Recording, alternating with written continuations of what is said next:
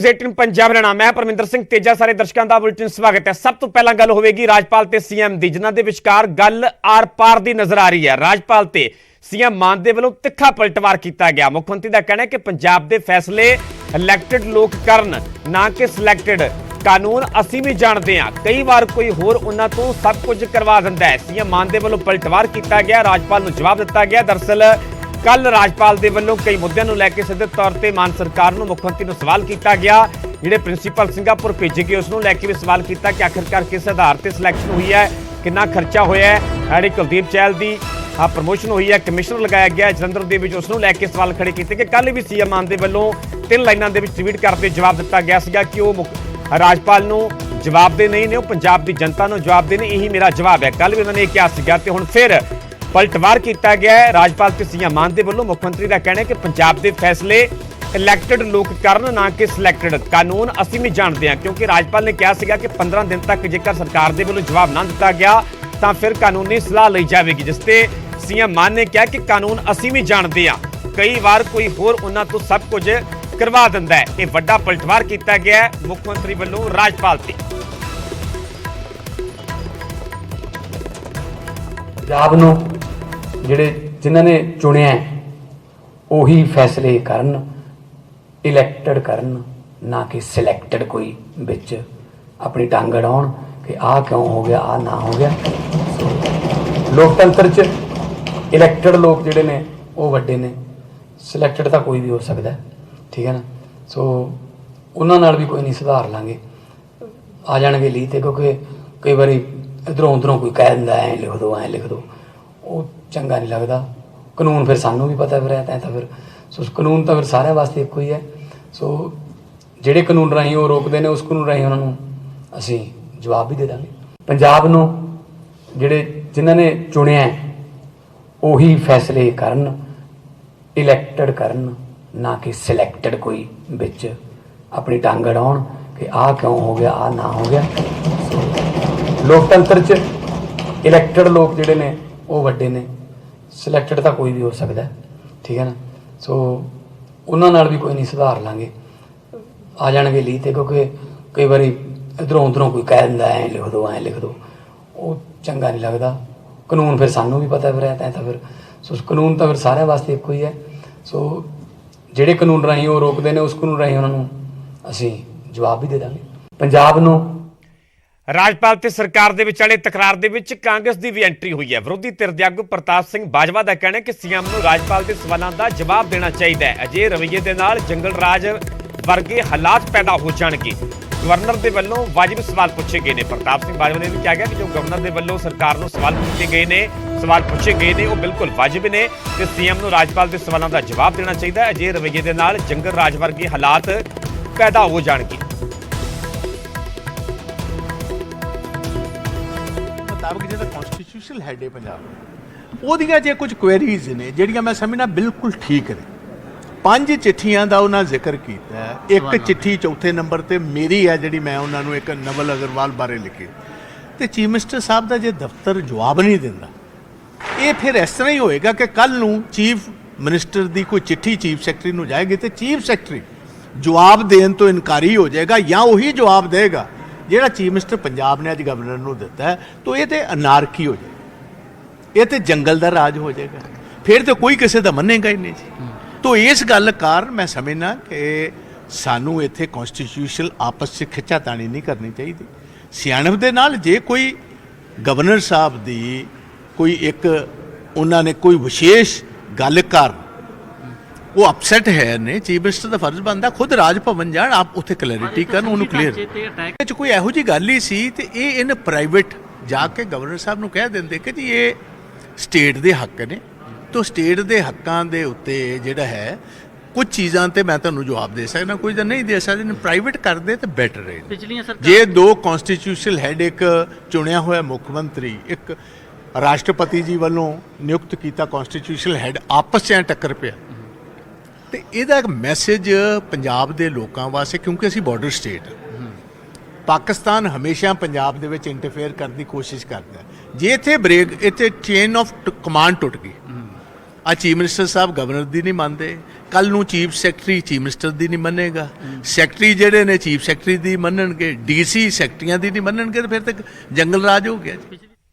ਉਧਰ ਆਮ ਆਦਮੀ ਪਾਰਟੀ ਦੇ ਵੱਲੋਂ ਰਾਜਪਾਲ ਨੂੰ ਮੁੜ ਚੋਣ ਲੜਨ ਦੀ ਚੁਣੌਤੀ ਦਿੱਤੀ ਗਈ ਹੈ। ਜੇ ਸਿਆਸਤੀ ਕਰਨੀ ਆ ਤਾਂ ਚੋਣ ਲੜਨ ਰਾਜਪਾਲ। ਆਮ ਆਦਮੀ ਪਾਰਟੀ ਦੇ ਵੱਲੋਂ ਚੁਣੌਤੀ ਦਿੱਤੀ ਗਈ। ਆਪ ਦਾ ਕਹਿਣਾ ਕਿ ਸਰਕਾਰ ਦੇ ਕੰਮ ਦੇ ਵਿੱਚ ਰਾਜਪਾਲ ਦੀ ਦਖਲਅੰਦਾਜ਼ੀ ਬਰਦਾਸ਼ਤ ਨਹੀਂ ਹੈ। ਰਾਜਪਾਲ ਨੂੰ ਹਰ ਦਿਨ ਦਖਲ ਨਹੀਂ ਦੇਣਾ ਚਾਹੀਦਾ। ਗੈਰ ਭਾਜਪਾ ਵਾਲੇ ਸੂਬਿਆਂ ਦੇ ਵਿੱਚ ਗਵਰਨਰ ਦਖਲਅੰਦਾਜ਼ੀ ਕਿਉਂ ਕਰ ਰਹੇ ਨੇ? ਰਾਜਪਾਲ ਨੂੰ ਸੰਵਿਧਾਨ ਦਾ ਸਤਿਕਾਰ ਕਰਨਾ ਚਾਹੀਦਾ। ਪੰਜਾਬ ਦੇ ਲੋਕ ਸਭ ਕੁਝ ਦੇਖ ਰਹੇ ਨੇ, ਅਸੀਂ ਇਸ ਨੂੰ ਬਰਦਾਸ਼ਤ ਨਹੀਂ ਕਰਾਂਗੇ। ਆਪ ਦੇ ਵੱਲੋਂ ਸਾਫ਼-ਸਾਫ਼ ਕਿਹਾ ਗਿਆ ਹੈ ਕਿ ਇਹ ਦਖਲਅੰਦਾਜ਼ੀ ਹੈ ਤੇ ਇਸ ਨੂੰ ਬਿਲਕੁਲ ਵੀ ਬਰਦਾਸ਼ਤ ਨਹੀਂ ਕੀਤਾ ਜਾਵੇਗਾ। ਤੇ ਨਾਲ ਹੀ ਮੁੜ ਰਾਜਪਾਲ ਨੂੰ ਆਮ ਆਦਮੀ ਪਾਰਟੀ ਨੇ ਚੋਣ ਲੜਨ ਦੀ ਚੁਣੌਤੀ ਦਿੱਤੀ ਹੈ। ਆਪ ਦਾ ਕਹਿਣਾ ਕਿ ਜੇ ਸਿਆਸਤੀ ਕਰਨੀ ਹੈ ਤਾਂ ਚੋਣ ਲੜ ਕੇ ਵੇਖ ਲੈਣ ਰਾਜਪਾਲ।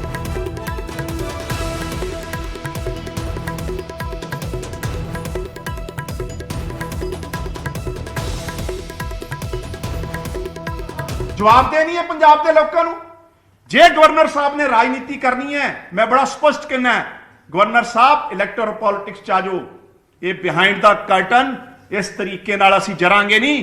ਪੰਜਾਬ ਦੇ ਲੋਕਾਂ ਨੇ ਇਸ ਸੰਵਿਧਾਨ ਵਾਸਤੇ, ਇਸ ਆਜ਼ਾਦੀ ਦਾ ਨਿੱਘ ਮਾਣਨ ਵਾਸਤੇ ਸਭ ਤੋਂ ਵੱਧ ਕੁਰਬਾਨੀਆਂ ਦਿੱਤੀਆਂ।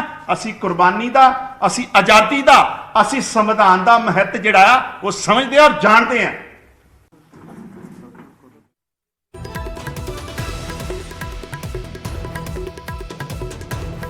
ਸੋ ਆਮ ਆਦਮੀ ਪਾਰਟੀ ਦੇ ਵੱਲੋਂ ਇੱਕ ਵਾਰ ਫਿਰ ਰਾਜਪਾਲ ਨੂੰ ਚੋਣ ਲੜਨ ਦੀ ਚੁਣੌਤੀ ਦਿੱਤੀ ਗਈ ਹੈ। ਆਮ ਆਦਮੀ ਪਾਰਟੀ ਦਾ ਕਹਿਣਾ ਹੈ ਕਿ ਜੇ ਸਿਆਸਤੀ ਕਰਨੀ ਹੈ ਤਾਂ ਰਾਜਪਾਲ ਚੋਣ ਲੜਨ। ਸਰਕਾਰ ਦੇ ਕੰਮ ਦੇ ਵਿੱਚ ਰਾਜਪਾਲ ਦੀ ਦਖਲਅੰਦਾਜ਼ੀ ਬਰਦਾਸ਼ਤ ਨਹੀਂ ਹੋਵੇਗੀ।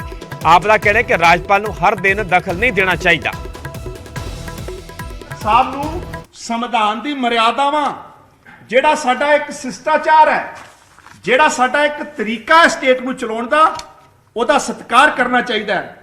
ਔਰ ਇਹ ਕਹਿ ਰਹੇ ਜੀ ਆਖਿਰ ਸੀਐਮ ਸਾਹਿਬ ਨੇ ਟਵੀਟ ਕਰਕੇ ਆਨਸਰ ਦਿੱਤਾ ਹੈ, ਸਵਾਲਾਂ ਦਾ ਜਵਾਬ ਦਿੱਤਾ ਹੈ, ਤੇ ਗਵਰਨਰ ਸਾਹਿਬ ਨੇ ਜਿਹੜਾ ਮੀਡੀਆ ਚਿੱਠੀ ਭੇਜ ਕੇ ਇਹ ਕਿਹੜੀ ਪੱਧਤੀ ਅਪਣਾਈ ਹੈ? ਦੱਸੋ, ਇਹ ਕਿਹੜੀ ਰੀਤ ਅਪਣਾਈ ਹੈ ਗਵਰਨਰ ਸਾਹਿਬ ਨੇ? ਕਿ ਗਵਰਨਰ ਸਾਹਿਬ ਚੀਫ ਮਿਨਿਸਟਰ ਆਫਿਸ ਨਾਲ ਗੱਲਬਾਤ ਨਹੀਂ ਕਰ ਸਕਦੇ ਸੀ? ਦੇਖੋ, ਇਹ ਗੱਲ ਬੜੀ ਸਪਸ਼ਟ ਹੈ। ਪੰਜਾਬ ਦੇ ਲੋਕ ਦੇਖ ਰਹੇ ਆ ਕਿ ਭਾਜਪਾ ਜਿੱਥੇ ਜਿੱਥੇ ਇਹਨਾਂ ਦੀਆਂ ਸਰਕਾਰਾਂ ਨਹੀਂ ਬਣਦੀਆਂ, ਜਿੱਥੇ ਜਿੱਥੇ ਇਹਨਾਂ ਨੂੰ ਲੋਕ ਨਕਾਰ ਦਿੰਦੇ ਆ, ਜਿੱਥੇ ਜਿੱਥੇ ਇਹ ਡੈਮੋਕ੍ਰੈਟਿਕਲੀ ਇਗਨੋਰ ਕੀਤੇ ਜਾਂਦੇ ਆ, ਉੱਥੇ ਇਸੇ ਤਰੀਕੇ ਨਾਲ ਤਾਨਾਸ਼ਾਹੀ ਰੂਪ ਅਖਤਿਆਰ ਕਰਦੇ ਆ। ਆਪਾਂ ਰੀਸੈਂਟਲੀ ਦੇਖ ਲਓ, ਦਿੱਲੀ 'ਚ ਸਭ ਤੋਂ ਵੱਡੀ ਪਾਰਟੀ ਦੇ ਰੂਪ 'ਚ ਆਮ ਆਦਮੀ ਪਾਰਟੀ ਕਾਰਪੋਰੇਸ਼ਨ ਜਿੱਤੀ ਆ। ਲਗਾਤਾਰ 3 ਵਾਰ ਤੋਂ ਮੇਅਰ ਦਾ ਜਿਹੜਾ ਇਲੈਕਸ਼ਨ ਹੈ ਉਹ ਪੋਸਟਪੋਨ ਕੀਤਾ ਜਾ ਰਿਹਾ। ਇਹ ਜ਼ੈਦਤੀ ਨਹੀਂ ਹੈ, ਇਹ ਅਨਕਨਸਟੀਟਿਊਸ਼ਨਲ ਹੈ।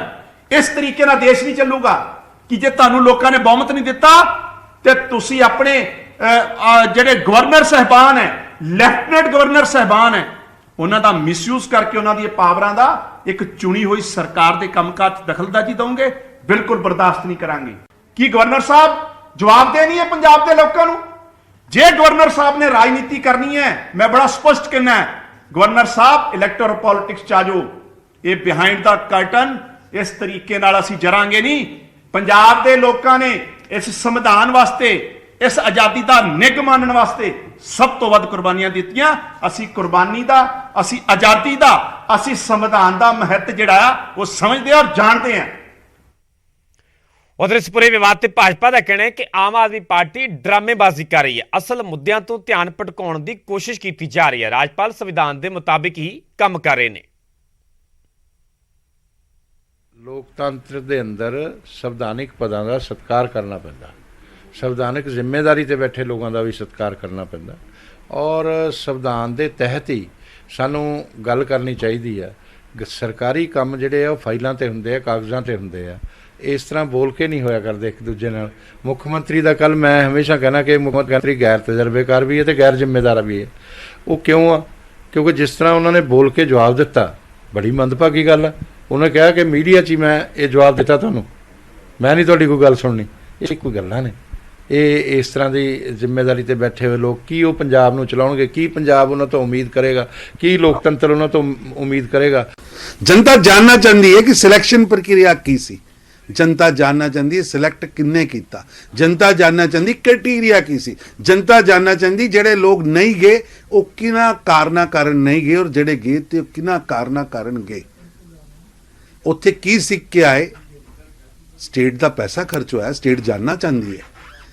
ਤੇ ਮੁੱਖ ਮੰਤਰੀ ਸਾਹਿਬ ਮੈਂ ਮੰਗ ਕਰ ਰਿਹਾ ਕਿ ਵਾਈਟ ਪੇਪਰ ਜਾਰੀ ਹੋਣਾ ਚਾਹੀਦਾ ਹੈ ਔਰ ਇਸ ਤਰ੍ਹਾਂ ਦੀ ਬੈਡ ਪ੍ਰੈਕਟਿਸਿਸ ਬੰਦ ਕਰੋ।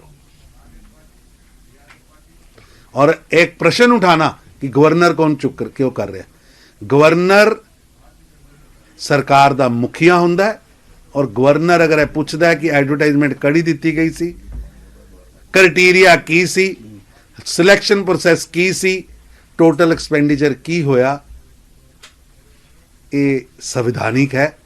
ਆਪ ਲਈ ਮਾੜੀ ਗੱਲ ਹੈ। ਦੇਖੋ ਮੈਨੂੰ ਲੱਗਦਾ ਕਈ ਚੀਜ਼ਾਂ 'ਚ ਗਵਰਨਰ ਸਾਹਿਬ ਓਵਰ ਰਿਐਕਟ ਵੀ ਕਰਦੇ ਆ। ਦੇਖੋ ਟੀਚਰਸ ਦੀ ਟ੍ਰੇਨਿੰਗ ਹੈ, ਭੇਜੀ ਆ, ਕੋਈ ਇਹੋ ਜਿਹੀ ਗੱਲ ਨਹੀਂ। ਹਾਂ ਜਿਹੜੇ ਇਸ਼ੂਜ਼ ਹੈਗੇ ਆ, ਡਰੱਗ ਦੇ ਇਸ਼ੂ ਹੈਗੇ ਆ, ਖਾਸ ਕਰਕੇ law and order the problem ਹੈਗੀ ਆ, ਪਰ ਓਵਰਆਲ ਜਿਹੜਾ ਆ ਇਦਾਂ ਦੇ ਰਿਲੇਸ਼ਨ ਸਟ੍ਰੇਨਡ ਹੋਣੇ ਨਹੀਂ ਚਾਹੀਦੇ। ਉਹਦੇ ਨਾਲ ਸਟੇਟ ਦਾ ਨੁਕਸਾਨ ਹੈ, ਉਹਦੇ ਨਾਲ ਸਟੇਟ ਦਾ ਫਾਇਦਾ ਨਹੀਂ ਹੈ। ਕਿਉਂਕਿ ਅਸੀਂ ਉਹੋ ਜਿਹੀ ਡੈਮੋਕ੍ਰੇਸੀ ਦੇ ਵਿੱਚ ਹੈਗੇ ਆ ਜਿੱਥੇ ਤੁਸੀਂ ਇੱਕ ਦੂਸਰੇ ਨੂੰ ਆਨਸਰੇਬਲ ਕਿਸੇ ਨਾ ਕਿਸੇ ਫਾਰਮ ਦੇ ਵਿੱਚ ਹੈਗੇ ਆ। पर क्यों लगता है ऐसा हो क्यों रहा है? ਇਹਦੇ ਪਿੱਛੇ ਤੁਹਾਨੂੰ ਕੀ ਲੱਗਦਾ? राज्यपाल कह रहे हैं संविधान के मुताबिक नहीं चल रहे हैं। ਪੰਜਾਬ ਸਰਕਾਰ ਕਹਿੰਦੀ ਹੈ ਅਸੀਂ ਕਾਨੂੰਨ ਚੱਲ ਰਹੇ ਹਾਂ। ਦੇਖੋ ਪੰਜਾਬ ਸਰਕਾਰ ਤਾਂ ਜੋ ਕਹਿੰਦੀ ਆ ਉਹਦੇ ਸਾਰਾ ਕੁਝ ਉਲਟ ਸਮਝ ਲਿਆ ਕਰੋ, ਕਿਉਂਕਿ ਕੇਜਰੀਵਾਲ ਔਰ ਭਗਵੰਤ ਮਾਨ ਦੀ ਜੋ ਗੱਲ ਇਹ ਕਹਿੰਦੇ ਆ ਉਹਦੇ ਬਿਲਕੁਲ ਉਲਟਾ ਸਮਝ ਲਿਆ ਕਰੋ ਤੁਸੀਂ। ਚਾਹੇ ਉਹ ਇਹਨਾਂ ਦੇ ਜਿਹੜੇ ਆ ਮਹੱਲਾ ਕਲੀਨਿਕ ਹੋਣ, ਚਾਹੇ ਐਜੂਕੇਸ਼ਨ ਸਿਸਟਮ ਹੋਵੇ, ਕਿਉਂਕਿ ਮੈਨੂੰ ਲੱਗਦਾ ਕਿ ਸੌਰੀ ਟੂ ਸੇ ਇੱਕ ਸੈਕਸ਼ਨ ਆਫ ਮੀਡੀਆ ਵੀ, ਮੈਂ ਸਾਰਿਆਂ ਨੂੰ ਨਹੀਂ ਕਹਿੰਦਾ, ਲੇਕਿਨ ਡੈਮੋਕ੍ਰੇਸੀ ਦਾ ਚੌਥਾ ਪਿੱਲਰ ਹੈ ਔਰ ਉਹਨੇ ਮਰਨਾ ਨਹੀਂ ਹੈਗਾ। ਉਹਨੇ ਕਿਸੇ ਨਾ ਕਿਸੇ ਹੋਰ ਫਾਰਮੇਸ਼ਨ ਦੇ ਵਿੱਚ ਅੱਗੇ ਵਧਿਆ ਹੋਣਾ। ਮੈਂ ਤੁਹਾਨੂੰ ਸਾਰਿਆਂ ਨੂੰ ਰਿਕੁਐਸਟ ਜ਼ਰੂਰ ਕਰੂੰਗਾ, ਠੀਕ ਹੈ ਤੁਹਾਡਾ ਕਸੂਰ ਨਹੀਂ ਹੈ, ਤੁਹਾਡੇ ਜਿਹੜੇ ਕਿਤੇ ਨਾ ਕਿਤੇ ਬੈਕਗਰਾਉਂਡ ਤੇ ਮਾਲਕ ਬੈਠੇ ਆ ਨਾ, ਉਹਨਾਂ ਦਾ ਕਸੂਰ ਜ਼ਰੂਰ ਹੈਗਾ ਇਹਦੇ ਵਿੱਚ, ਔਰ ਆਪਾਂ ਡੈਮੋਕ੍ਰੇਸੀ ਨੂੰ ਮਰਨ ਨਾ ਦਈਏ। ਵੀਰੋ ਸ਼੍ਰੋਮਣੀ ਅਕਾਲੀ ਦਲ ਹਮੇਸ਼ਾ ਹੀ ਸੂਬੇ ਦੇ ਵੱਧ ਅਧਿਕਾਰਾਂ ਦਾ ਮੁੱਦਈ ਰਿਹਾ, ਪਰ ਅੱਜ ਜੋ ਪੰਜਾਬ ਦੇ ਵਿੱਚ ਇੱਕ ਸੰਵਿਧਾਨਿਕ ਸੰਕਟ ਖੜਾ ਹੋ ਗਿਆ, ਜਿੱਥੇ ਪੰਜਾਬ ਦੇ ਸੰਵਿਧਾਨਿਕ ਮੁਖੀ ਗਵਰਨਰ ਸਾਹਿਬ ਨੇ ਪੰਜਾਬ ਸਰਕਾਰ ਉੱਤੇ ਗੰਭੀਰ ਇਲਜ਼ਾਮ ਲਾਏ ਨੇ, ਇਹ ਇੱਕ ਬਹੁਤ ਚਿੰਤਾ ਦਾ ਵਿਸ਼ਾ। ਗਵਰਨਰ ਸਾਹਿਬ ਲਗਾਤਾਰ ਪੰਜਾਬ ਸਰਕਾਰ ਦੀ ਕਾਰਗੁਜ਼ਾਰੀ ਉੱਤੇ ਸਵਾਲ ਚੱਕ ਰਹੇ ਨੇ, ਚਾਹੇ ਉਹ ਬਾਰਡਰ ਜ਼ਿਲ੍ਹਿਆਂ ਦੇ ਦੌਰੇ ਦੌਰਾਨ ਪੰਜਾਬ ਦੇ ਚੀਫ ਸੈਕਟਰੀ ਤੇ ਡੀਜੀਪੀ ਦੀ ਮੌਜੂਦਗੀ ਦੇ ਵਿੱਚ ਇਹ ਗੱਲ ਕਹਿਣਾ ਹੋਵੇ ਕਿ ਪੰਜਾਬ ਦੇ ਵਿੱਚ ਨਸ਼ਾ ਛੋਟੀ ਹੱਟੀਆਂ ਤੇ ਵਿਕ ਰਿਹਾ, ਸਕੂਲਾਂ ਕਾਲਜਾਂ ਤੱਕ ਪਹੁੰਚ ਗਿਆ, ਚਾਹੇ ਉਹ ਲਾਅ ਐਂਡ ਆਰਡਰ ਦਾ ਮਸਲਾ। ਤੇ ਹੁਣ ਜਿਹੜੀ ਚਿੱਠੀ ਗਵਰਨਰ ਸਾਹਿਬ ਨੇ ਮੁੱਖ ਮੰਤਰੀ ਨੂੰ ਲਿਖੀ ਹੈ, ਉਹਦੇ 'ਚ ਬਹੁਤ ਵੱਡੇ ਸਵਾਲੀਆ ਨਿਸ਼ਾਨ ਸਰਕਾਰ ਦੀ ਕਾਰਗੁਜ਼ਾਰੀ ਉੱਤੇ ਨੇ। ਜੇ ਗਵਰਨਰ ਸਾਹਿਬ ਦੀ ਮੰਨੀਏ ਤਾਂ ਸਰਕਾਰ ਗੈਰ ਸੰਵਿਧਾਨਿਕ ਤਰੀਕੇ ਦੇ ਨਾਲ ਚੱਲ ਰਹੀ ਹੈ।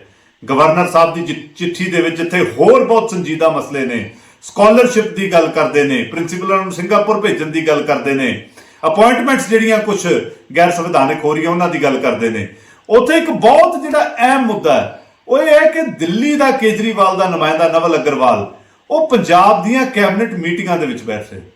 ਦੇਖੋ ਇਹ ਗੱਲ ਕਿਸੇ ਤੋਂ ਧਰੀ ਲੁਕੀ ਨਹੀਂ ਕਿ ਸਾਡੇ ਪੰਜਾਬ ਦੀ ਸਾਰੀ ਸਰਕਾਰ ਅਰਵਿੰਦ ਕੇਜਰੀਵਾਲ ਚਲਾ ਰਿਹਾ, ਪਰ ਇਸ ਤਰੀਕੇ ਕੈਬਨਿਟ ਮੀਟਿੰਗਾਂ ਦੇ ਵਿੱਚ ਸਿੱਧਾ ਕੇਜਰੀਵਾਲ ਦੇ ਨੁਮਾਇੰਦੇ ਦਾ ਬਹਿਣਾ ਇਹ ਗੈਰ ਸੰਵਿਧਾਨਕ ਹੈ। ਉਧਰ ਇਸ ਪੂਰੇ ਮਾਮਲੇ ਦੇ ਵਿੱਚ ਕਾਨੂੰਨ ਦੇ ਜਾਣਕਾਰਾਂ ਦਾ ਕੀ ਕਹਿਣਾ ਹੈ, ਤੁਹਾਨੂੰ ਉਹ ਵੀ ਸੁਣਾਉਂਦੇ ਹਾਂ। ਇਹ ਜਿਹੜੀ ਵੀ ਚੀਜ਼ਾਂ ਹੋਈ ਹੈ, ਕੱਲ ਜਿਹੜਾ ਲੈਟਰ ਹੋਇਆ ਉਸ ਤੋਂ ਬਾਅਦ ਟਵੀਟ ਹੋਇਆ, ਤੁਸੀਂ ਕਿਸ ਤਰ੍ਹਾਂ ਵੇਖ ਸਕਦੇ ਹੋ? ਕਨਸਟੀਟਿਊਸ਼ਨਲ ਬੋਝ ਨੂੰ ਕਹਿ ਰਹੇ, ਆਰਟੀਕਲ ਦੀ ਗੱਲ ਕੀਤੀ ਜਾ ਰਹੀ ਹੈ। ਸੰਵਿਧਾਨ ਨੇ ਸਰਕਾਰ ਚਲਾਉਣ ਦਾ ਕੰਮ ਕੈਬਨਿਟ ਨੂੰ ਦਿੱਤਾ ਹੈ, ਕਾਨੂੰਨ ਦੇ ਮੁਤਾਬਕ ਸਰਕਾਰ ਚਲੇ ਇਹ ਹੱਕ ਰਾਜਪਾਲ ਨੂੰ ਦਿੱਤਾ ਹੈ। ਅਗਰ ਕਾਨੂੰਨ ਦੀ ਉਲੰਘਣਾ ਹੁੰਦੀ ਹੈ ਤਾਂ ਉਸ ਤੇ ਐਕਸ਼ਨ ਲੈਣ ਦਾ ਕੰਮ ਜੁਡੀਸ਼ਰੀ ਨੂੰ ਦਿੱਤਾ ਹੈ। ਸੰਵਿਧਾਨ ਦਾ ਆਰਟੀਕਲ 167 ਇਹ ਕਹਿੰਦਾ ਹੈ ਕਿ ਅਗਰ ਕੋਈ ਰਾਜ, ਹਰ ਮੁੱਖ ਮੰਤਰੀ ਦੀ ਡਿਊਟੀ ਹੈ ਕਿ ਉਹ ਆਪਣੀ ਸਰਕਾਰ ਦੇ ਸੰਬੰਧ ਵਿੱਚ ਜੋ ਵੀ ਜਾਣਕਾਰੀ ਉਹ ਰਾਜਪਾਲ ਨੂੰ ਦੇਵੇ, ਔਰ ਅਗਰ ਰਾਜਪਾਲ ਮੰਗਦਾ ਹੈ ਫਿਰ ਤੇ ਪੂਰੀ ਜਾਣਕਾਰੀ ਉਹਨਾਂ ਨੂੰ ਦੇਣੀ ਪੈਂਦੀ ਹੈ। ਦੁੱਖ ਦੀ ਗੱਲ ਇਹ ਹੈ ਕਿ ਪੰਜਾਬ ਦੇ ਮੁੱਖ ਮੰਤਰੀ ਸੰਵਿਧਾਨ ਨੂੰ ਜਾਂ ਤਾਂ ਪੜ੍ਹ ਨਹੀਂ ਰਹੇ, ਜਾਂ ਮੈਂ ਹੁਣ ਦੂਸਰੀ ਗੱਲ ਨਹੀਂ ਕਹਿਣਾ ਚਾਹੁੰਦਾ ਕਿ ਉਸ ਤੋਂ ਖਿਲਾਫ ਉਹ ਕਾਰਵਾਈ ਕਰ ਰਹੇ ਨੇ। ਜਦੋਂ ਆਰਟੀਕਲ 167 'ਚ ਸਾਫ਼ ਤੌਰ ਤੇ ਲਿਖਿਆ ਹੈ ਤੇ ਉਹਨਾਂ ਨੇ ਜਾਣਕਾਰੀ ਮੰਗੀ ਹੈ, ਜਾਣਕਾਰੀ ਦੇਣ 'ਚ ਕੀ ਦਿੱਕਤ ਹੈ? ਔਰ ਕੀ ਜਾਣਕਾਰੀ ਮੰਗੀ ਹੈ ਕਿ ਤੁਸੀਂ ਕੁਝ ਪ੍ਰਿੰਸੀਪਲਸ ਬਾਹਰ ਭੇਜੇ ਸਨ, ਸ਼ਿਕਾਇਤ ਆਈ ਹੈ, ਦੱਸੋ ਉਹਨਾਂ ਦਾ ਕ੍ਰਾਈਟੇਰੀਆ ਕੀ ਸੀ, ਕਿਵੇਂ ਸਿਲੈਕਟ ਕੀਤੇ ਨੇ? ਇਹ ਐਸੀ ਕਿਹੜੀ ਜਾਣਕਾਰੀ ਹੈ ਜਿਹਦੇ ਦੇਣ 'ਚ ਕੋਈ ਉਹਨਾਂ ਦੀ ਲੋਕਾਂ ਦੇ ਪ੍ਰਤੀ ਅਕਾਊਂਟੇਬਿਲਿਟੀ ਘੱਟ ਹੁੰਦੀ ਹੈ? ਸਗੋਂ ਇਹ ਲੋਕਾਂ ਦੇ ਹਿੱਤ ਬਚਣਗੇ। ਸਰਕਾਰ ਨੇ ਕ੍ਰਾਈਟੇਰੀਆ ਠੀਕ ਅਡਾਪਟ ਕੀਤਾ ਹੈ, ਬਹੁਤ ਅੱਛੀ ਗੱਲ ਹੈ, ਦੱਸ ਦਿਓ, ਕੋਈ ਪ੍ਰੋਬਲਮ ਨਹੀਂ ਹੈ। ਤੇ ਸਰ ਇਹ ਆਮ ਆਦਮੀ ਪਾਰਟੀ ਕਹਿ ਰਹੀ ਹੈ ਕਿ ਜਿਹੜੀ ਬੀਜੇਪੀ ਹੈ ਉਹਦੇ ਸ਼ਾਇਦ ਤੇ ਚੱਲ ਰਹੇ ਗਵਰਨਰ ਆਫ ਪੰਜਾਬ ਕਿ ਕਈ ਚੀਜ਼ਾਂ ਡੇ ਟੂ ਡੇ ਜਿਹੜੀ ਹੈਗੀ ਸਾਰੀ ਰੂਟੀਨ ਵਾਈਜ਼ ਜਿਹੜੀ ਵੀ ਚੀਜ਼ਾਂ ਇੱਕ ਜਿਹੜਾ ਹੈਗਾ ਪੁਆਇੰਟ ਤੇ ਮੰਗਿਆ ਜਾ ਰਿਹਾ ਕਿ ਤੁਸੀਂ ਇਹਦਾ ਜਵਾਬ ਦਿਓ, ਤੁਸੀਂ ਇਹਦਾ ਜਵਾਬ ਦਿਓ। ਗਵਰਨਰ ਨੇ ਜਦੋਂ ਓਥ ਲੈਂਦਾ ਕੋਈ ਵੀ ਗਵਰਨਰ ਤਾਂ ਸ਼ਪਥ ਲੈਣ ਵੇਲੇ ਸ਼ਪਥ ਲੈਂਦਾ ਕਿ ਮੈਂ ਭਾਰਤ ਦੇ ਸੰਵਿਧਾਨ ਦੀ ਰੱਖਿਆ ਕਰਾਂਗਾ, ਕਾਨੂੰਨ ਦੀ ਰੱਖਿਆ ਕਰਾਂਗਾ। ਔਰ ਰਾਜਪਾਲ ਕਨਸਟੀਟਿਊਸ਼ਨਲ ਮੁਖੀਆ ਹੈ, ਜਿੰਨੇ ਸਰਕਾਰ ਦੇ ਕੰਮ ਹੁੰਦੇ ਨੇ ਸਾਰੇ ਗਵਰਨਰ ਦੇ ਨਾਂ ਤੇ ਹੁੰਦੇ ਨੇ, ਸਾਰਿਆਂ ਨੂੰ ਪਤਾ ਹੈ। ਹਰ ਨੋਟੀਫਿਕੇਸ਼ਨ ਦੀ governor is please to do this, governor is please to that. ਤੇ ਇਸ ਕਰਕੇ ਜੋ ਗਵਰਨਰ ਦੇ ਸੰਵਿਧਾਨਿਕ ਹੱਕ ਨੇ ਉਹਨਾਂ ਦੀ ਪਾਲਣਾ ਉਹ ਕਰ ਰਹੇ ਨੇ। ਕੋਈ ਇੰਟਰਫੇਰੈਂਸ ਦਾ ਮਤਲਬ ਨਹੀਂ ਹੈ। ਇੰਟਰਫੇਰੈਂਸ ਤਾਂ ਹੋਵੇ ਮੰਨ ਲਓ ਨਜਾਇਜ਼ ਤੌਰ ਤੇ ਕਿਸੇ ਮਿਨਿਸਟਰ ਨੂੰ ਡਿਸਮਿਸ ਕਰ ਦੇਣ, ਕੋਈ ਕਿਸੇ ਦੀ ਜ਼ਿਆਦਾ ਹੈ ਦੀ ਗੱਲ ਕਰਨ। ਜਾਣਕਾਰੀ ਮੰਗਣੀ ਕਿ ਕੀ ਕ੍ਰਾਈਟੇਰੀਆ ਅਡਾਪਟ ਕੀਤਾ ਹੈ, ਕਿਉਂ ਬੰਦਾ ਉਹ ਮੀਟਿੰਗ 'ਚ ਪਾਰਟਿਸਿਪੇਟ ਕਰ ਰਿਹਾ, ਕਿਆ ਐਕਸ਼ਨ ਲੈ ਰਹੇ ਹੋ, ਇਹ ਕਿਸੇ ਵੀ ਤਰੀਕੇ ਦੇ ਨਾਲ ਸਰਕਾਰ ਦੀ ਵਰਕਿੰਗ 'ਚ ਇੰਟਰਫੇਰੈਂਸ ਨਹੀਂ ਹੈ। ਅਗਰ ਸਰਕਾਰ ਕਾਨੂੰਨ ਦੇ ਮੁਤਾਬਕ ਕੰਮ ਨਹੀਂ ਕਰਦੀ ਤੇ ਇਹ ਗਵਰਨਰ ਦਾ ਫਰਜ਼ ਹੈ कि वो उसके मुताबिक कार्रवाई करे जो उन्होंने पावर संविधान ने दी थी। हमारे साथ सुप्रीम कोर्ट के वरिष्ठ वकील और एक संविधान विशेषज्ञ हैं नीरज जी। सर, इस पूरे प्रकरण को अगर देखा जाए तो क्या जिस तरह राज्यपाल की तरफ से मुख्यमंत्री से सवाल किया गया, क्या राज्यपाल मुख्यमंत्री से इस तरह सवाल कर सकता है क्या? देखिए, दो चीजें हैं। एक तो ये है कि सवाल करना या इन्फॉर्मेशन मांगना। आर्टिकल 167B स्पेसिफिकली ये निर्धारित करता है, कहता है कि राज्यपाल किसी भी मिनिस्टर से कोई भी इंफॉर्मेशन मांग सकता है। तो जहां तक इंफॉर्मेशन मांगने की बात है, राज्यपाल को पावर है, अधिकार है कि वो इंफॉर्मेशन मांग सकता है। लेकिन किसी भी इलेक्टेड गवर्नमेंट के किसी डे टू डे किसी काम में मेरे को लगता है राज्यपाल हस्तक्षेप करने में उसकी बहुत लिमिटेशंस हैं, हस्तक्षेप नहीं कर सकता है। या क्वेश्चन का मतलब ये होता है कि आप क्वेश्चन उठाओ and then you say that you can't do this, मेरे समझ से वो उचित नहीं है। अच्छा, लेकिन मुख्यमंत्री की तरफ से एक ट्वीट करके जानकारी दी गई और ये बताया गया कि वो चूंकि सेंट्रल गवर्नमेंट से संबंधित हैं और ऐसे में जो हेड ऑफ स्टेट के लेवल की अगर बात करें तो मुख्यमंत्री भी स्टेट का एक तरह से हेड होता है। तो उनकी तरफ से ये जानकारी साझा की गई ट्विटर पे, जो एक थर्ड पार्टी ऐप है। तो क्या मुख्यमंत्री के द्वारा जो जवाब देने की प्रक्रिया अपनाई गई, क्या संवैधानिक रूप से ये सही है या मुख्यमंत्री को जवाब देने के लिए कि कोई और माध्यम अपनाना चाहिए? देखिए, दो चीजें हैं। एक तो जिस टोन में या जिस तरीके से क्वेश्चन उठाया गया, वो क्वेश्चन उठाने का मतलब ये है कि आप नहीं कर सकते, आप प्राविधान बताइए, एक्सप्लेनेशन काइंड ऑफ थिंग मांगना मेरे समझ से राज्यपाल का उचित नहीं था। हाँ, इन्फॉर्मेशन मांगे कि आपने कैसे करा, क्या करा, आप वो दे दे, उसके लिए वो मेरे को लगता है चीफ मिनिस्टर उतना करके। और हाँ, एक्सप्लेनेशन जहां तक देना, ऑब्वियसली चीफ मिनिस्टर लाइबल है, इलेक्टेड गवर्नमेंट है, पब्लिक है, और सारा जो संवैधानिक व्यू है उसके हिसाब, संवैधानिक प्रावधान है उसके हिसाब से कर दे।